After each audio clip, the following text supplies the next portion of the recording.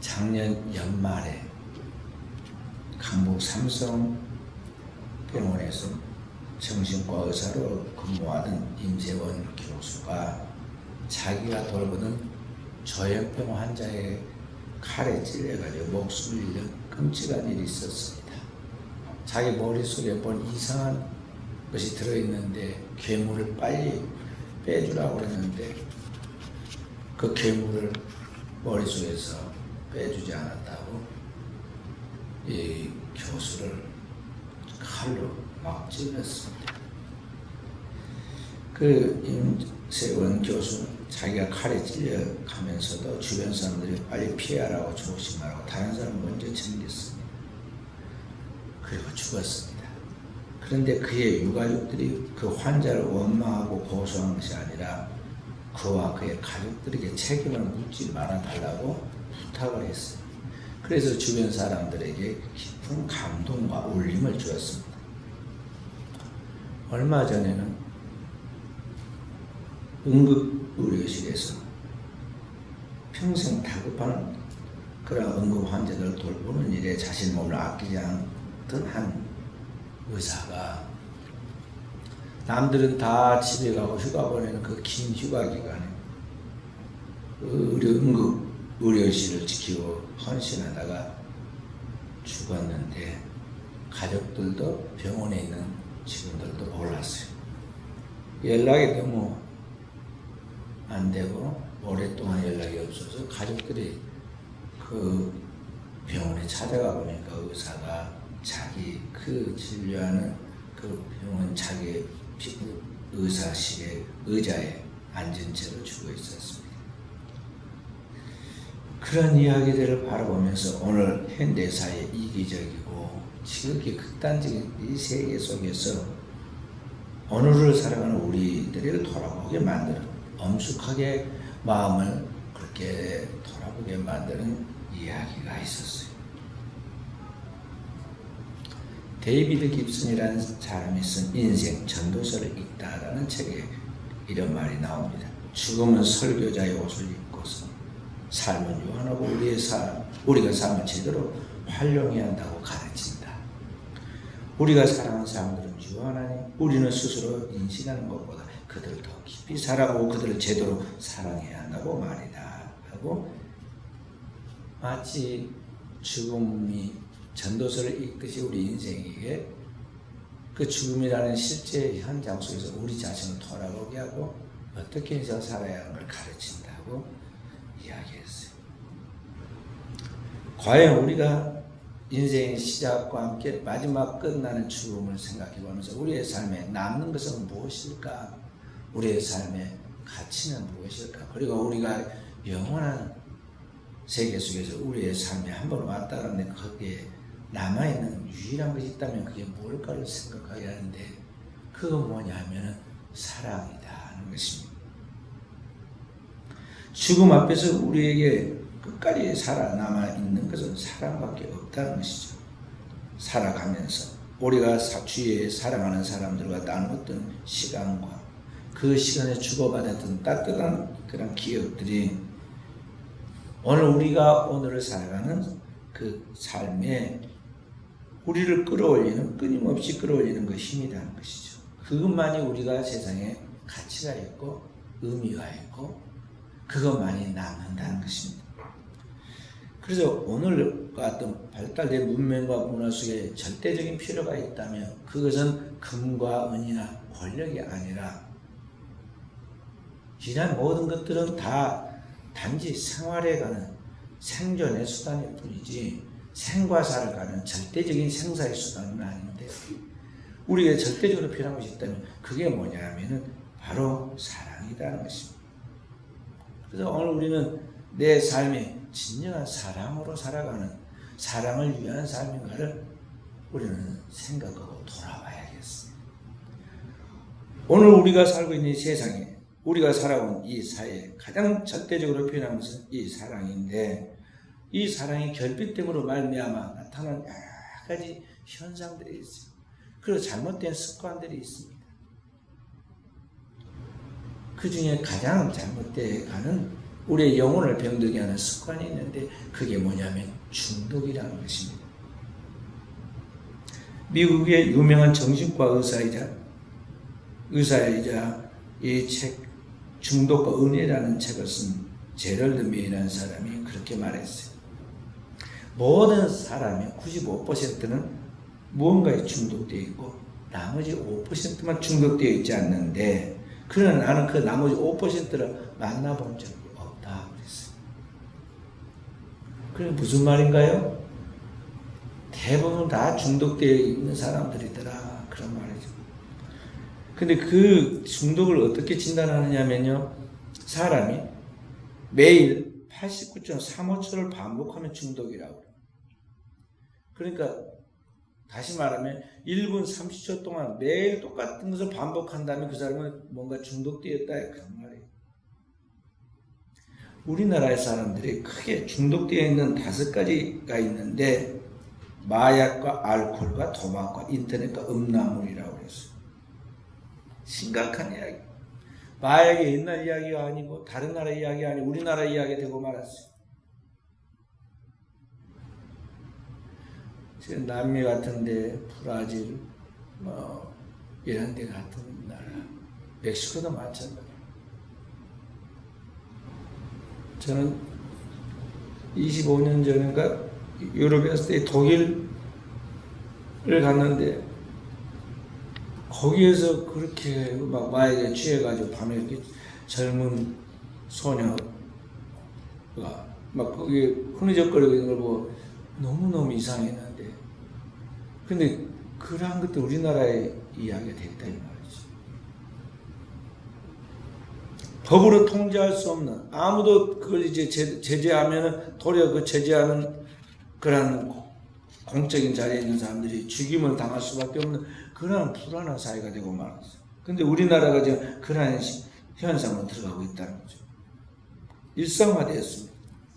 알코올은 뭐 우리나라 사람들 대다수가 다 알코올을 보편화하고 있잖아요. 술 광고가 어디 도시든지 가면 딱 차를 몰고 들어가면 큰 일본 도로에 제일 높은 데 제일 잘 보이는 메인 간판에 보면요, 막 큰 TV 같은 것으로 술 광고를 합니다. 자, 막 경무정신으로 보면 갖고 싶고 먹고 싶은 건데 술 광고를 그렇게 하니 안 먹겠어요? 우리 사람들이 술을 엄청 많이 먹잖아요. 도박도 마찬가지.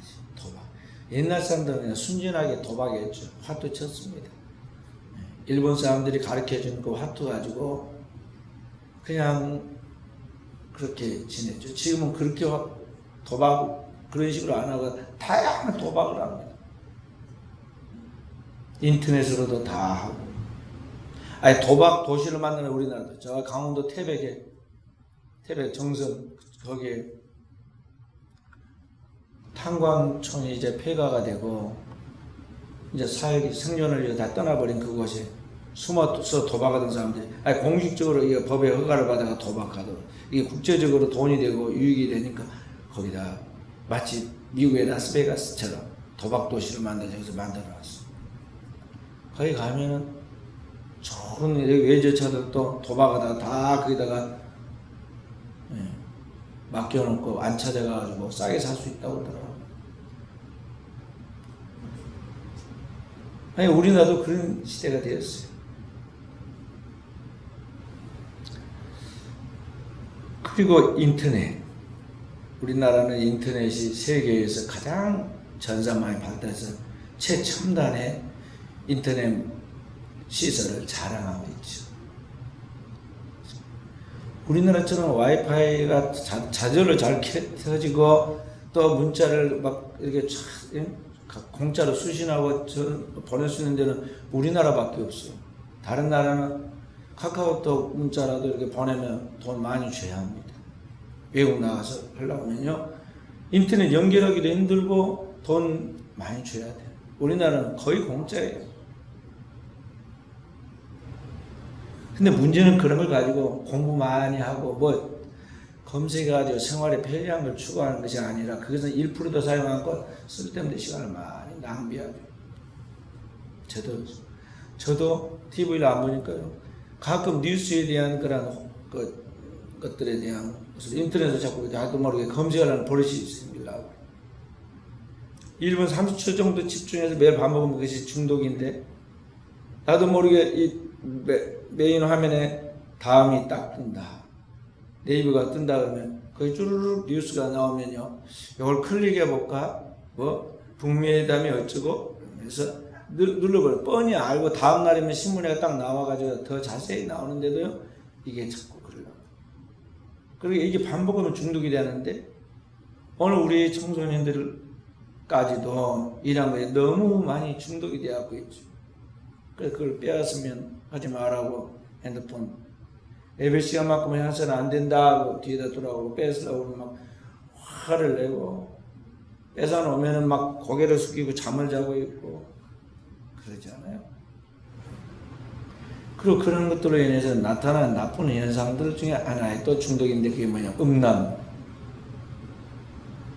인간 타고난 본능 중에 성적인 본능이 있는데 그런 것들에 대한 호기심이 지나쳐가지고 이게 이제 이런 음란물에 중독이 될 뿐만 아니라 그게 실제로 사회 현상으로 나타나서 오늘날 가장 많이 일어나는 또 사회 범죄 중에 이 성범죄가 일어나고 있는 거죠. 근데 이런 5대 중독에 빠져 있는 우리나라 사람이 910만 명이라고 합니다. 그러니까 우리나라에 갓 태어난 아기를 빼고 5천만 중에 4천만으로 계산하고 이 4천만 중에 중독에 빠지지 않은 사람은 얼마나 될까? 1인 한 가족을 4인 가족으로 보고 한 세대를 4인 가족으로 보고 그러니까 4천명에 1,000만 명 가량이 지금 중독자니까 각 집집마다 다 중독이 들었다. 대한민국은 중독공화국이에요. 중독공화국. 그 중에서 정말 치료하지 않으면 안 돼. 아주 중증 중독자가 한 300만 명이라고 그래요. 병원에 가서 치료 않으면 크게 이제 망가져서 회복 불가능한 사람들, 이런 사람들. 이런 사람들이 나가서 이제 사고를 저지르는 거예요. 근데 이런 중독의 문제가 왜 오느냐 하면 아까 말씀드린 것 같이 오늘 우리에게 가장 필요한 이 사랑이 결핍되면서 오는 그런 현상이라는 거죠. 문명과 문화가 극도로 발달된 오늘 우리 사회 속에서 그 풍요 속에서 도리어 이런 중독 현상이 온다는 게 너무나 아이러니한 현상이에요. 인간은 기계만 만지거나 다른 어떤 것을 통해서 만족해질 것 같지만 그게 행복의 절대 조건이 아니다는 것이죠. 인간은 하나님의 형상과 모형으로 지어진 신적 존재예요. 인간은 하나님께서 직접 손으로 지으시고 하나님의 생기를 그 코에 불어넣어서 하나님과 함께 소통하고 모든 만물을 다스려 정복할 수 있는 그런 신적 소생인 살아있는 영, 리빙 소울이 되어 있단 말이에요. 그렇기 때문에 그러한 생명의 동등한 생명체끼리 만나가지고 서로 소통하고 사랑하는 관계 속에서만 참된 만족이 올 수 있는데 그 사랑의 결핍됨으로 말미암아 하나님과 소통하고 인간과 소통하면서 사랑하는 가운데서 오는 참된 그 사랑을 맛보는 참된 사랑이 없으므로 이 땅에서 다른 대형품을 찾게 되는데 그 다른 대형품이 뭐냐면 이런 중독의 현상들이다. 그래서 현대 지식사회 속에서 사단이 잘 영리하다고 그렇게 섞어가고 있는 이 인간들의 가장 꼬드겨서 잘 넘어뜨리는 그 사단의 그 수단이 뭐냐면 중독이에요. 그래서 인간의 영혼을 병들게 만든다는 거죠. 인간의 영과 혼과 육으로 지어졌는데 이게 서로 유기적 조화를 하게 돼요. 육신이 약해지면 영혼도 약해지는 거예요. 영이 약해지면 또 육신도 병드는 거죠. 그러니까 이게 자꾸 잘못된 습관을 계속 반복하다 보니까 이게 잘못된 정신과 함께 육체가 망가진 걸로 끝난 게 아니라 영혼까지 병들게 한다는 거죠.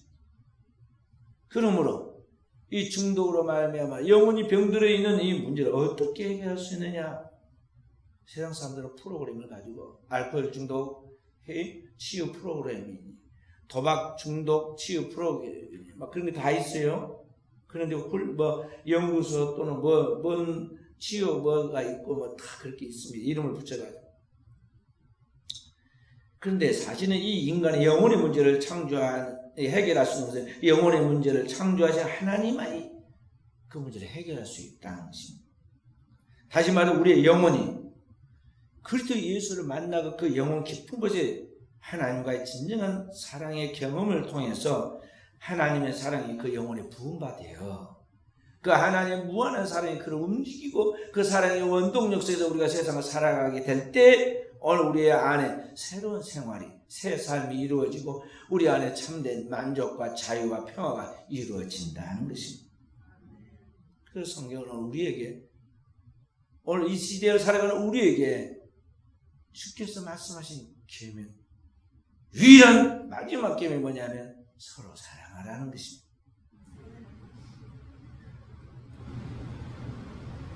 죄악으로 어두워진 세상 속에 죄값을 한 사람도 살지 못하고 남김없이 다 죽어서 영원한 음부에 떨어지게 된 이 영혼들에게 하나님이 사랑으로 긍휼히 여겨주시고 하나님의 대성물로 그의 독생자 예수 그리스도 하나님의 어린 양식 예수 그리스도를 보내시고 예수 그리스도가 이 땅에 오셔서 그 약속하신 대로 십자가 위에서 영원한 속죄의 피를 흘려 주심으로 오늘 우리가 죄에서부터 어둠으로부터 멸망으로부터 구원받아 영원한 하나님의 자녀가 되는 신분의 변화를 갖게 되었고 잃어버린 영혼을 되찾아서 오늘 우리가 하나님과 소통하여 다시 하나님과 함께 영생할 수 있는 그런 신적 존재가 되었다는 것입니다.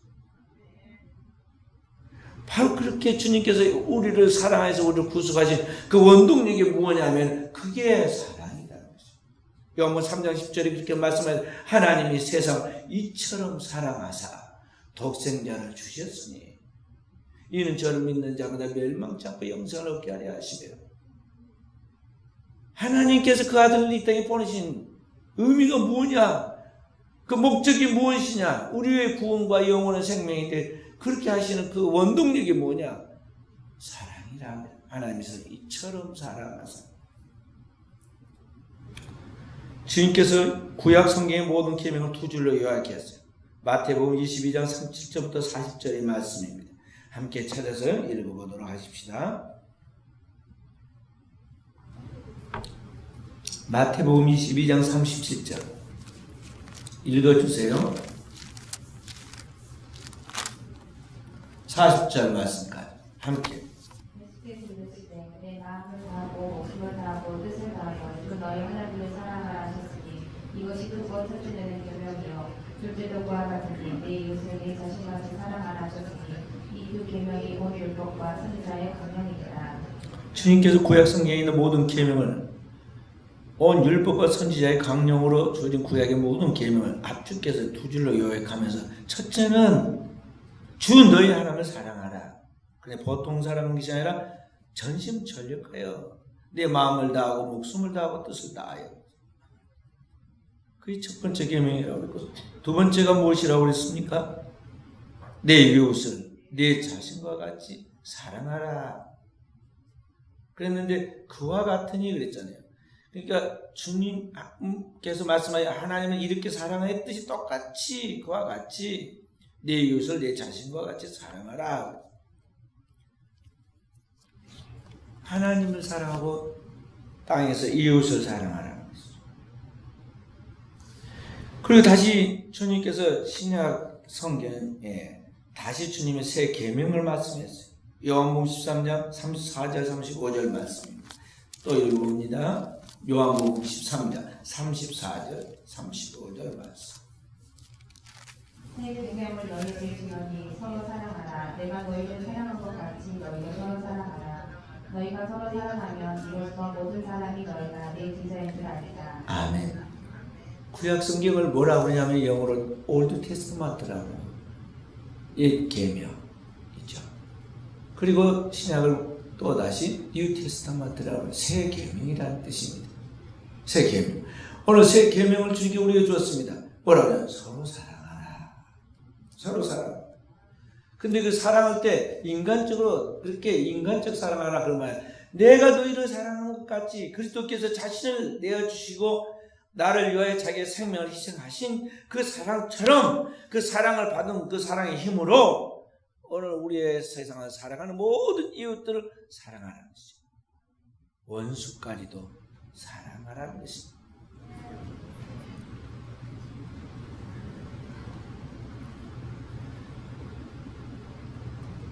그래서 오늘 우리는 이 모든 인간의 문제 해결을 세상의 다른 어떤 결핍에서 찾으려고 해서는 안 되고, 이 사랑의 결핍인데 이 사랑의 결핍을 다른 방법으로 채우는 것이 아니라 근본적인 하나님의 사랑에서 그 답을 찾아야 하고, 하나님의 사랑을 받은 그 사람을 우리가 서로 사랑하는 가운데서 우리 인간의 모든 문제가 해결될 수 있다는 것을 알고, 여기에서 오늘 우리의 답을 찾아서 실천해 나가도록 해야겠습니다. 왜 그러면 예수 그리스도께서 너희가 서로 사랑하라 하셨는가? 그것을 다시 인류학적으로 다시 생각해 봅니다. 어떻게 오늘 우리가 서로 사랑해야 하는가? 원수까지도 사랑해야 하는가 하는 것입니다. 오늘 본문의 말씀 26절부터 29절의 말씀입니다. 사도행전 17장 26절부터 29절에 뭐라고 말씀하셨나요? 26절, 인류의 모든 족속을 한 혈통으로 만드사 온 땅에 살게 하시고 그들의 연대를 정하시며 거주 경계를 한정하셨으니, 오늘 우리 모든 인류가 한 혈통으로 짐을 받았다는 것이죠. 오늘 우리 모든 인류는 하나님의 소생으로서 한 혈통이라는 것입니다. 인간을 하나님이 지으셨습니다. 하나님의 형상과 모양으로 지었고, 하나님의 흙으로 사람을 지어서 그 코에 하나님의 생명이 생기를 불어넣어서 유일하게 인간이 하나님과 소통하고 하나님을 아버지라 부르고, 그리고 하나님처럼 영생하면서 이 모든 만물을 다스리고 정복하며 그 모든 것을 통해서 하나님의 영광을 드러내도록 만드셨어요. 그래서 인간을 생명이라고 부르는 거예요. 영적 존재인데 살아있는 영이다 이 말이에요. 리빙 소울.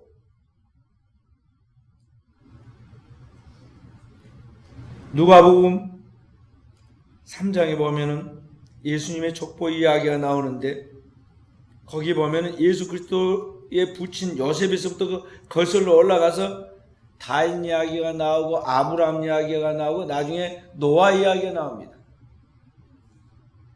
그리고 그 위에 올라가면은 아담 이야기가 나오고, 아담으로 끝난 것이 아니라 아담으로부터 출발한다고 그러는 게 아니라 그 위는 하나님이시니라 그랬어요. 하나님으로부터 지음받은 아담의 혈통을 이어받은 노아, 인류의 홍수로 다 죽고 노아로부터 다시 새 인류가 출발하는데, 그 중에 후손 중에 각 나라와 민족이 형성되고 그리고 각 지역에 흩어져 살게 됐지만 다 한 혈통이다 이 말이에요. 한 혈통이야. 그 크게 보면 하나인데 우리는 자꾸만 사촌 따지고 팔촌 따지고 그러지 않아요? 민족적으로 보면 한 조상의 밑에서 내려왔고 그 민족을 쭉 거슬러 올라가면 다 노아의 후손이고, 더 나가면 아담의 후손인데, 그리고 더 나가면 하나님에 의해서 지음받은 하나님의 자녀. 오늘 여기 말씀이 계속해서 27절, 28절에 강조하고 있잖아요. 29절까지. 하나님의 소생이다. 하나님 소생. 근데 우리는 너무너무 좁쌀같이 생각하고 살아간다는 거죠. 제가 미국에 95년도에 공부하러 가가지고 서부 쪽에 있는 LA의 바이올라 대학이라는 대학이 있습니다. 그 교육대학원에 가서 한 학기 공부를 한 적이 있는데, 이제 설교를 하라고 친구 목사님이 이제 초청을 하고 또 다른 곳으로 보냈어요. 이제 설교를 하고 나면 저녁에 식사 대접을 하잖아요. 강사라고 식사 대접을 하는데, 미국 사람들 뭔 밥을 이렇게 많이 먹는지 뭘 먹고 싶으냐고 해서 내가 그냥 거기 전복죽을 먹겠다 그랬더니, 한 그릇만 주면 되는데 말이야, 대접을 이렇게 큰 대접을 하나를 주더라고. 누가 먹으려고 이렇게 많이 해. 이게 원래 1인분이 그렇다고 그래. 내가 접시 하나 주라고 했거든. 접시 하나에다가 이렇게 이제 먹으면서 이야기들 많이 하잖아요. 그래서 제가 처음 미국을 가니까 막 눈이 휘둥그레지고, 촌사람이 꼭 서울 간 것 같이, 미국 처음 가가지고 뭐 전부 다 새로워요. 이상하고. 그런데 이야기한 걸 우리 교포들이 이야기한 걸 가만히 들어보니까 말이죠. 아니 이 큰 대륙에 와가지고 생각도 아주 커지고 삶의 스케일도 커지고 또 뭐 살아가는 것도 아주 굉장히 품이 있고 멋있을 줄 알았더니 말이죠. 기껏 한다는 이야기가 한국 이야기야. 한국 이야기하는데 뭐 전라도가 어쩌고 경상도가 어쩌고 거기서 편이 갈라져갖고 막 싸우고 가관이 아니더라고요. 이야, 너무너무 안타까웠어요. 아니 이제 이민 와서 산 사람들입니다. 이제 완전히 한국 사람 아니에요. 미국 사람이요. 그러면 좀 대륙의 사람답게 좀 크게 생각하고 좀 계획도 세우고 이렇게 좀 그렇게 해야 하는데 그 속에서 뭐 쓸데없는 거라 막 싸움을 하고 나중에 이제 가만히 조금 더 가까이 이제 있으면서 돌아보니까 말이죠. 미국에 이제 동부 지역에 교회 20곳, 이제 다시 또 서울부 쪽에 가서 교회 20곳 정도 탐방을 하면서 미국 교회와 한인 교회를 다 봤는데요. 미국 교회는 그대로 있어요. 그런데 한국 교회는 하여간 조금만 모이면 싸우고 갈라진다고 하더라고요. 갈라져요. 다행히 또 한국 사람들 미국만 가면 신앙이 좋아져가지고 안 믿는 사람들 다 모인대요. 왜냐면 같이 한국 사람들이 모일 수 있고 같이 음식을 먹을 수 있으니까 같이 모이는데 소통을 하기 위해서 모이는데 문제는 모이면 싸워가지고 교회가 아직 갈라진다. 어디든지 그런다. 온 인류가 한 혈통으로 지어진 형제이고 친척인데 왜 그렇게 살아야 하는가?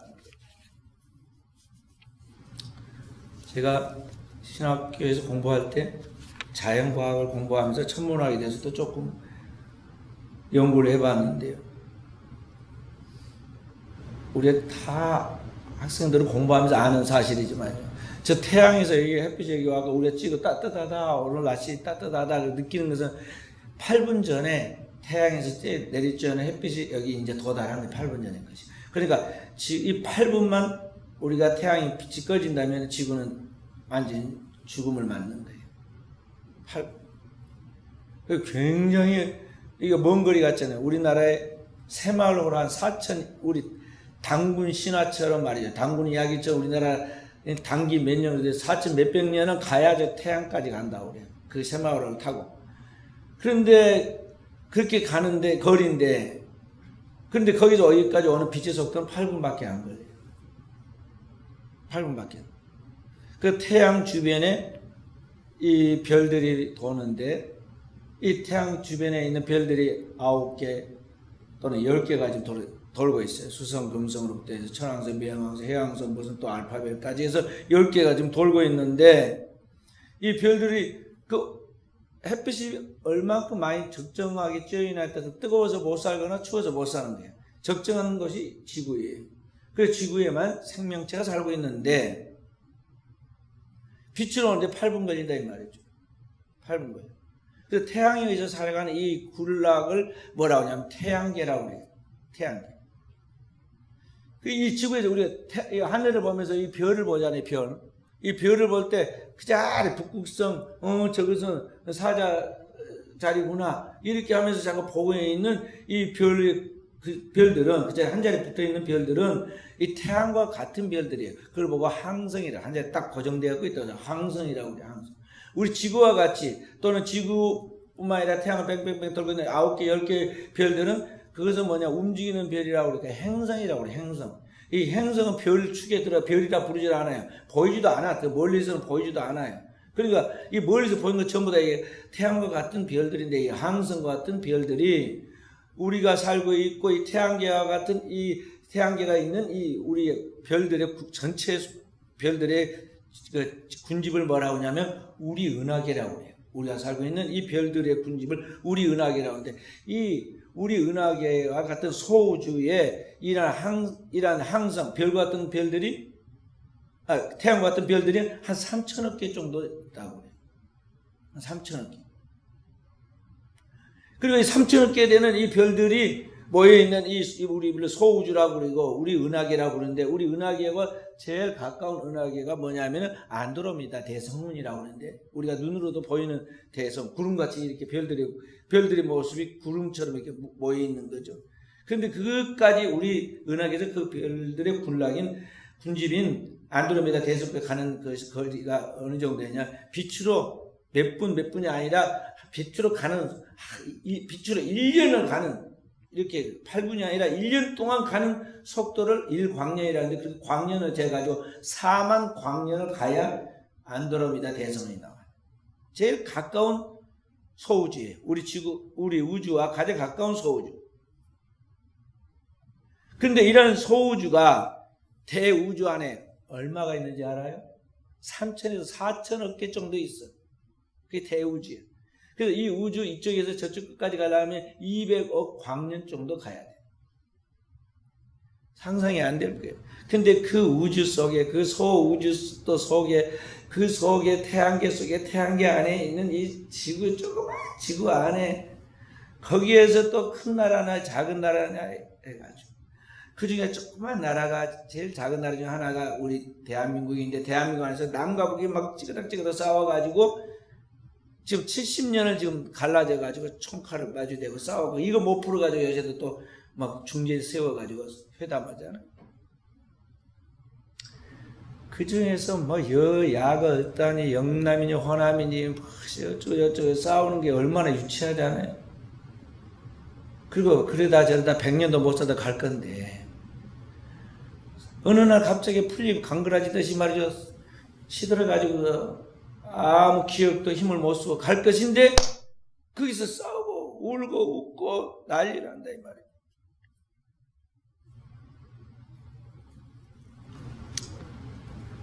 그래서 오늘 우리는 이 땅을 살아가면서 이 하나님 앞에서 우리의 존재가 뭔가를 생각해야 돼. 크게 보면은 우리는 한 형제다. 너희는 한 형제다. 한 아버지 밑에 있는 자녀들이다. 한 혈통으로 지음받은 친척이고 가족이고요.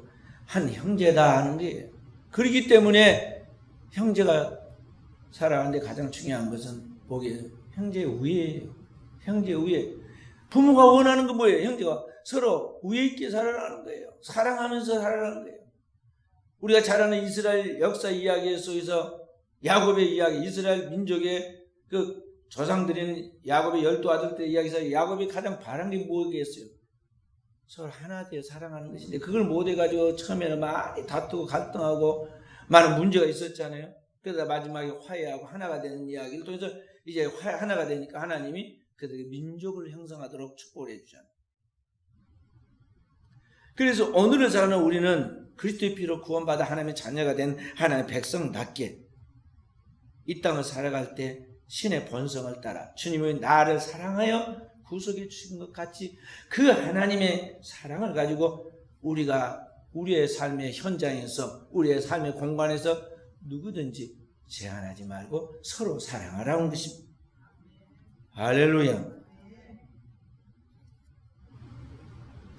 그리스도께서 한 혈통으로 모든 인류를 한 자녀로 보고 한 형제로 보고 사랑해 주시고 자신의 생명을 내어 주신 것과 같이, 그렇게 해서 우리가 하나님의 자녀 삼아 주시고 성령으로 인쳐서 영원한 하나님의 자녀로 높여 주신 것 같이, 오늘 우리는 하나님의 그 사랑, 진정한 사랑을 받은 자녀답게 우리가 이 땅에서 사랑을 실천하는 자가 되라는 것이죠. 그런데 사실 오늘날 그렇게 사랑하며 살아가고 있느냐? 주님의 몸된 교회 안에서까지도 세속적인 악한 죄가 퍼지고 있어요. 미워하고 다투고 분쟁하고 온갖 나쁜 생각과 상상을 다 하고 의심을 하고 비판하고, 독소가 막 뿜어져 나고 얼굴빛이 비치고 눈빛이 나타나요. 저 사람이 지금 미워하고 있다, 원망하고 있다. 자기 자신에 있는 그 불만과 그 불행한 것들을 밖으로 다 노출이 될 때까지 그렇게 독사에서 독이 흘러나오죠. 그 나오는 거야. 너희 목구멍은 열린 무덤이야. 그 입술에는 독사의 독이 있고 하는 말처럼 뿜어져 나온단 말이야. 그래서 만나는 사람들에게 상처를 줍니다. 그렇기 때문에 교회는 어떤 교회가 되어야 하느냐? 오늘 우리의 교회는 이 상처받은 영혼들이 모여서 하나님 앞에 치유받기 위해 나왔기 때문에 우리 교회가라는 이 영혼을 치유하는 사랑의 공동체가 되어야 한다는 것이 오늘 교회의 본질인 것입니다. 교회가 오늘 이 하나님의 사랑에 굶주려 있는 이 영혼에 목마른 영혼들에게 하나님의 복음의 말씀을 듣게 하고 그 복음의 말씀을 듣는 가운데 치유가 일어납니다. 예수 그리스도의 십자가의 그 사랑과 그 희생과 그의 부활을 통해서 오늘 우리에게 주신 하나님의 사랑을 성령이 우리 각자 말씀을 듣고 믿을 때 간에 치유가 일어나도록 역사하세요. 그리고 그 사랑을 받은 사람들이 그 사랑을 배워서 이제는 그 사랑을 가지고 실천하기 시작하는데, 그래서 성도의 거룩한 공동체는 사랑의 교제를 이루어가면서 발전해 가는 거죠. 그러면서 인간은 살아가는 삶의 행복과 보람을 체험하면서 하나가 되어 가는 것입니다. 그러니까 주님과 하나가 되어 가고 이웃과 하나가 되어 가는 거죠. 그래서 교회는 이러한 사랑을 끊임없이 물이 흘러나오듯이, 물이 솟구쳐서 흘러나오듯이 우리 영혼에서부터 우리의 공동체로부터 흘러나와도록 해야 돼요. 교회, 구역, 기관, 부서 어느 곳에서는 모이면 그 사랑이 나오도록 해야 한다. 우리 안에서 독사의 독이 나오도록 해서는 안 돼요. 너희 아비는 마귀니라. 주님이 유대인들에게 질책한 것까지 겉으로는 경건의 모양을 가지고 그렇게 경건한 은행을 한 것까지 보였지만 그 속에서는 미워하고 살인하고 심지어는 하나님의 아들 예수 그리스도를 죽이려고 했잖아요. 그리고 실제는 죽여버리고 말이죠. 그런 독사의 독이 우리 안에 있단 말이죠. 원수 마귀가 오늘 우리 안에 아담으로부터 범죄한 그 죄의 독성이 우리에게 있어서 성령으로 우리를 제압하고 성령으로 우리 안에 영을 갈지 않고는 이런 것들이 나오게 되고 있어요. 그리고 이런 것들을 오늘 우리가 주님의 몸된 교회 안에서 치유받아야 돼요.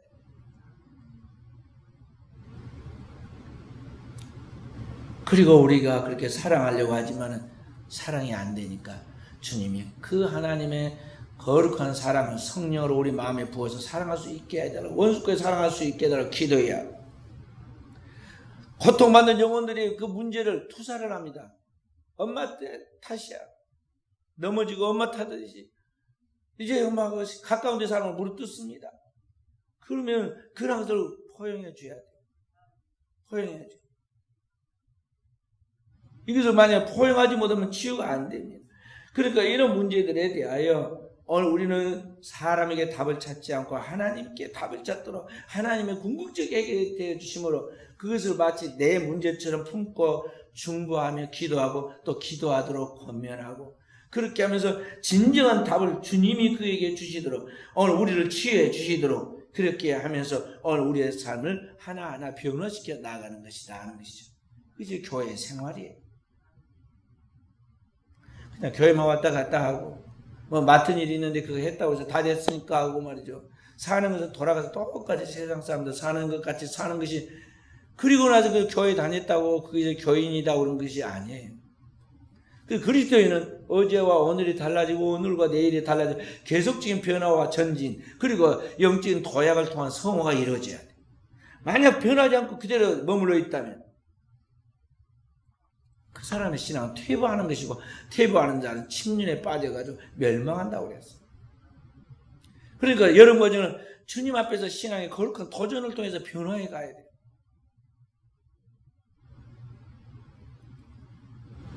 미국의 괴짜 변호사라 부르는 밥 고프가 쓴 모두를 언제나라는 책이 있어요. 30년간 변호사 일을 하다가 그만두고 분쟁국 아이들을 지원하는 단체 러브더즈라는 그러한 단체를 설립한 사람인데요. 아프리카 우간다에 있는 어린아이를 제물로 바치는 나쁜 그런 관습이 있는 그곳에 주술사를 소송해가지고, 마술사 말했죠. 오늘 우리로 한국식으로 말하면 무당이에요, 무당. 이 샤먼 무당을 소송해가지고 유죄 판결을 처음으로 받아냈어요. 그래서 사람들이 깜짝 놀랐습니다. 왜냐하면 그 지역에서는 주술사가 다 해결하는데, 주술사보다 높은 사람이 없는데 그걸 잡아다 감옥에다 집어넣습니다. 고소해가지고. 근데 그걸로 끝나는 게 아니라 여기 밥 고프가 그 교도소에 찾아가가지고 주술사에게 복음을 전하고 그와 친구가 되어줍니다. 그렇게 해줘요. 그래 단지 너 나쁘다 나쁜 놈이니까 너는 여기서 벌 받아야 한다 그렇게 하면 끝나지 않고 그에게 무엇이 잘못되었는가에 대하여 하나님의 빛을 비춰서 어둠을 발견하도록 복음을 전해줬다는 거죠. 찾아가서 복음을 전해주고 그에게 진정한 친구가 되어서 삶의 새로운 목적과 의미를 그리고 방향을 찾게 만들어 주었다는 거죠. 무엇이 이렇게 이 사람에게 이와 같은 일을 하게 만들었느냐? 진정한 사랑을 체험했기 때문에 오늘 이와 같이 자기의 삶에 세상 사람들은 다 많은 돈을 벌고 자신의 육체의 정욕과 쾌락을 즐기는 그 삶의 낙으로 보람과 행복을 생각하는 이때에 이 사람은 그런 걸 내려놓고 이런 일을 하고 그의 인생을 산다는 거죠. 이 사람도 처음에는 사람들을 사랑할 때 다른 사람, 사랑하기 쉬운 사람들을 사랑하고 자기는 상당히 사랑을 베푸는 재주가 있다고 믿었습니다. 그런데 사실은 그가 여러 가지 경험을 통해서 진정한 사랑한 것이 아니라 사랑하기 쉬운 사람만 사랑하고 까다롭거나 상대하기 어려운 사람은 사랑하지 않는 그런 자신의 이중성을 깨달았어요. 그래서 진정한 사랑, 하나님의 가르침, 진정한 사랑을 해야 하는데 그것은 뭐냐면 오늘 우리가 그냥 사랑을 뭐 물건 주고받듯이 기브 앤드 테이크식 주고받는 것이 아니라 진정 사랑 그 자체가 돼야 한다는 것을 깨달았어요.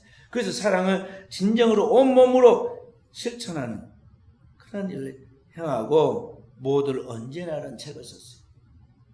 그 사랑을 실천하고.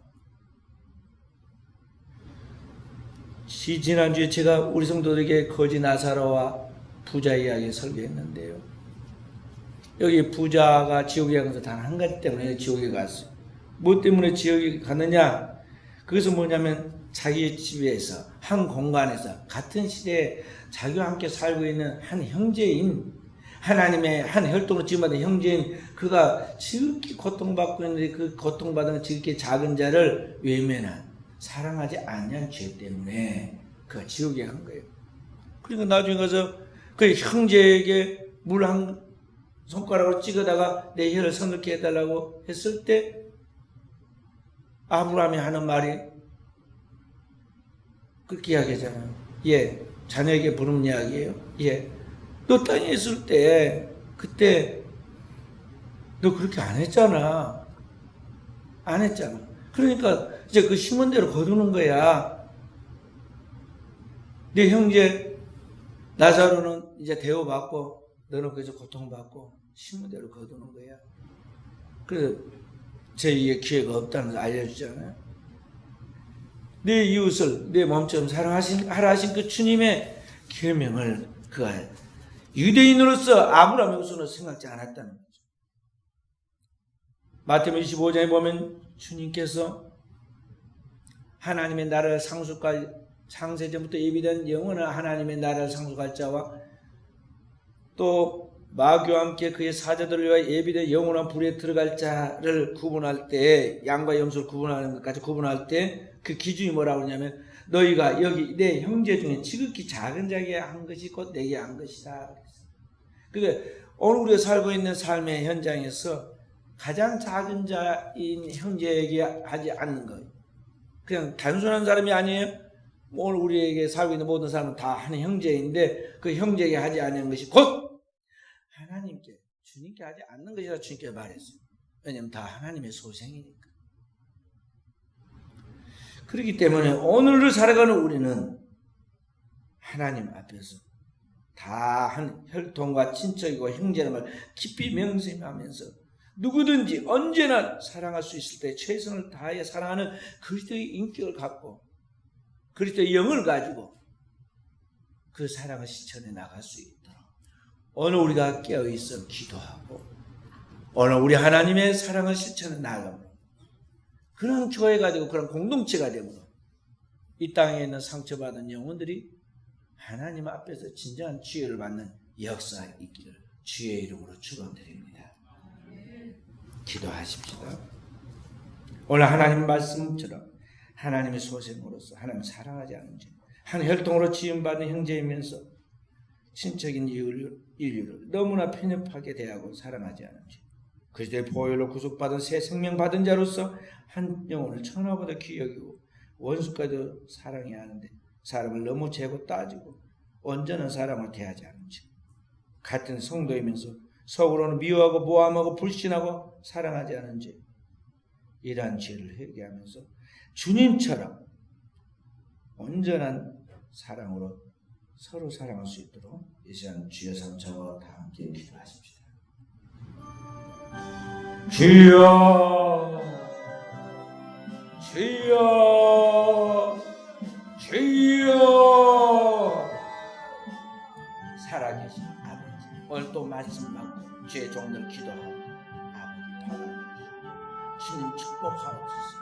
성령여 주의 종들 영혼을 조명하여 주시고 영적 지각을 열어서 하나님의 눈으로 우리의 인생이 한 혈통으로 지음받은 하나님의 소생인 것을 깨닫게 하여 주시고 주께서 오늘 우리를 사랑하시고 이 죄인들의 멸망할 수밖에 없는 운명에 놓여있는 영혼들을 위하여 자신의 생명을 내어주신 같이 오늘도 그 주님의 사랑으로 주께 받은 사랑으로 성령으로 부음받은 주님의 참 사랑으로 주님 형제를 내 몸처럼 사랑하게 하여 주시고 위하여 기도하게 하여 주시고 시간과 정력과 물질을 들여 영혼을 돌보게 하여 주시고 오늘도 주의 종들이 가는 곳곳마다 만나는 영혼들이 거룩한 교회를 통해서 주의 사랑하는 양떼들의 희생과 헌신을 통해서 살아나는 역사가 있도록 축복하옵소서. 주님 길거리에 주위에 이 각동각지 방황하는 상처에 입은 중독되어 있는 병들어 있는 영혼들이 수없이 많이 있습니다.